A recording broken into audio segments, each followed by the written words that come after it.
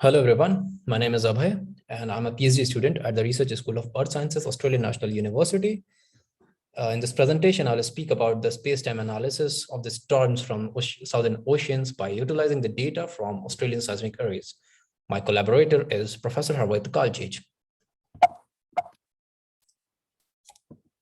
The outline of my presentation is as follows. First, I'll speak about the aim, then introduction and motivation of the study, followed by the data I'm using, then the outcome of the study, and finally conclusion and the future plans. Characterization of upper and mid-mantle is a key area of study in seismology to understand and constrain the nature of the mid-mantle dynamics. Here, our eventual goal is to probe the upper mantle structures by using the seismic body waves that are derived from the ocean wave activities like oceanic storms, cyclones, typhoons, etc.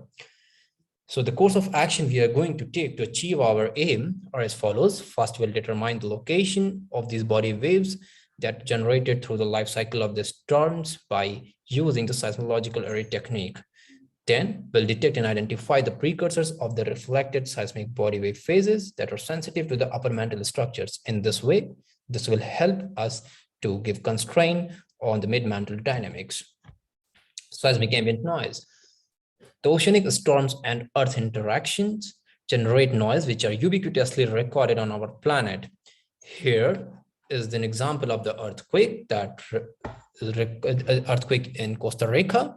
On the right hand side is this insert shows the seismic signal which used to study various phenomena from crust to core, while on the left side this is the ambient seismic noise which was once viewed as a noise that contaminates the recording of earthquake. However, these low amplitude oscillations that are mainly generated by the oceanic storms are now recognized as features on the seismograms, which help us to understand different phenomena. On the right-hand side is the power spectra of the noise, which is recorded worldwide by seismic stations. They give us an idea of the variability of the noise levels, and they are computed by cutting away all the earthquakes from the seismograms. So it has mainly two distinct peaks. First is the primary microseisms, which has a peak of 15 seconds, and second one is the secondary microseisms, which is a peak of 7 seconds. Secondary microseisms has the maximum energy and the power spectra of noise. As we are aware that the ambient seismic noise mainly consists of the surface waves, but surface waves are not capable to probe the deeper structures of the Earth. However, the ambient seismic noise can be utilized to detect the body wave sources that are associated with the storms and cyclones. So here I have documented pioneering work on locating the body and surface waves associated with distant storms. On the right-hand side, this study is based on detection of the P waves that are generated by the typhoon Ayok in 2006. So this study have used the data from the land-based seismic area in South Carolina. Here, the blue track is the path of the typhoon Ayok, and red is the path of the P wave sources. So here we can see the red stars, which are the P wave sources, and blue dots are the storm center. These are marked every second day. Now, here comes the recent study by Fan et al. In 2019. So this study is based on detecting the storm quakes. They found that the hurricanes and winter storms can excite transient sources mainly in 20 to 50 second period band, and these are the focused seismic point sources with magnitude greater than 3.5. They have detected these storm quakes from 2006 to 2015. Here, these yellow contours are the region where stormquakes are located. The red points are the stormquakes, and then the orange contour where this is the region where hurricane was struck, but no excitation of stormquakes. This suggests that the stormquakes require a specific bathymetry. These studies were mainly based on locating the sources in the northern hemisphere. So how about the southern hemisphere? Well, This study by Gull et al. In 2015 was based on the data from Varamanga array, and they detected the sources associated with the body waves and the surface waves, which are associated with the microseisms.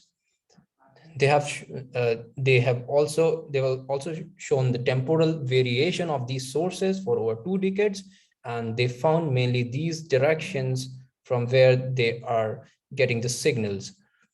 So they are getting the signals from the Southern Ocean, Indian Ocean, and from the east coast of Japan.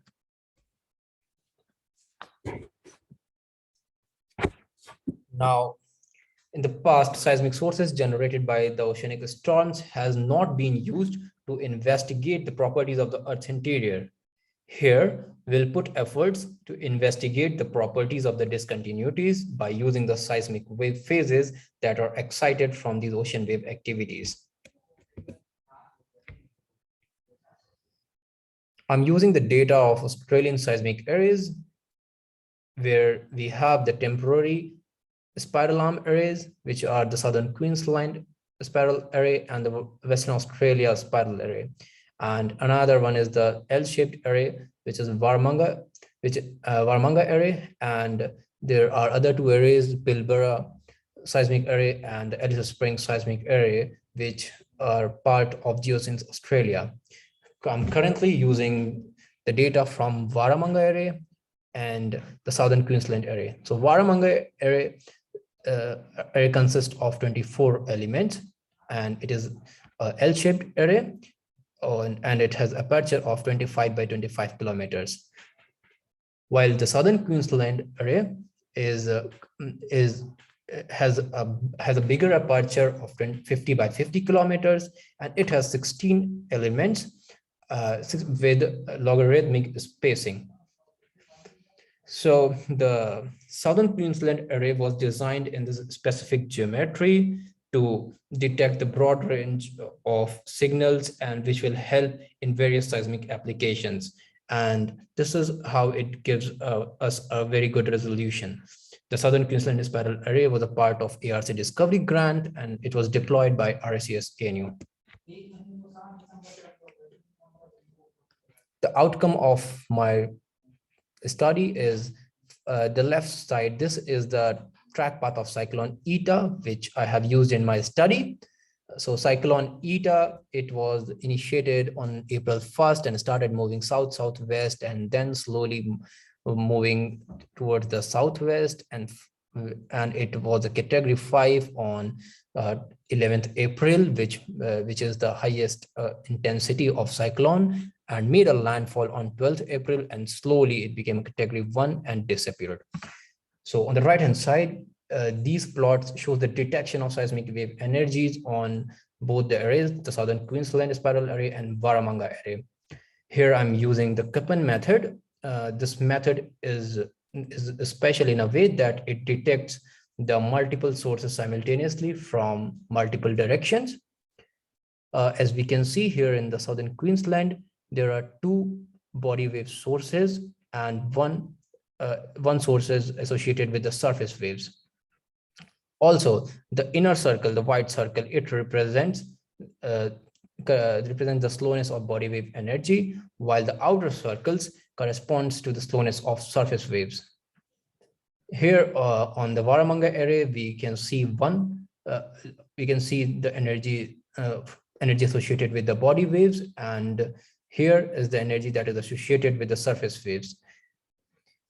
My main emphasis is to look at the body wave sources which are in the direction of the cyclone Eta. So the black circles represent the body wave sources which align in the direction of cyclone Eta. From the Southern Queensland, it has a back azimuth of almost 5 degrees, and for Varamanga, it has the back azimuth of 55 degrees. So if we try to plot here and see the location, we get the signal. We get the signal that we can possibly locate along the track of cyclone Eta, and thus we can infer that this body wave source is associated with cyclone Eta. My study shows the detection and possible location of body wave energy that are generated along the track of cyclone Eta, and it provides a new coherent source to investigate Earth's structure in locations that typically lack both seismic instrumentation and earthquakes. My future plans, I would like to extend my study with other Australian seismic areas to locate these body wave sources and triangulate them with multiple arrays. Further, I will detect and locate the multiple P wave phases and S wave phases from individual storm to understand the lateral extent of seismic sources and better understanding of the ocean dynamics. Finally, I'll try to detect and identify the underside reflections that are sensitive to the mantle transition zone, which will help us to understand and constrain the nature of mantle dynamics. Thank you for your attention. And yes, I would like to acknowledge my research group who helped me a lot in this project. Thank you.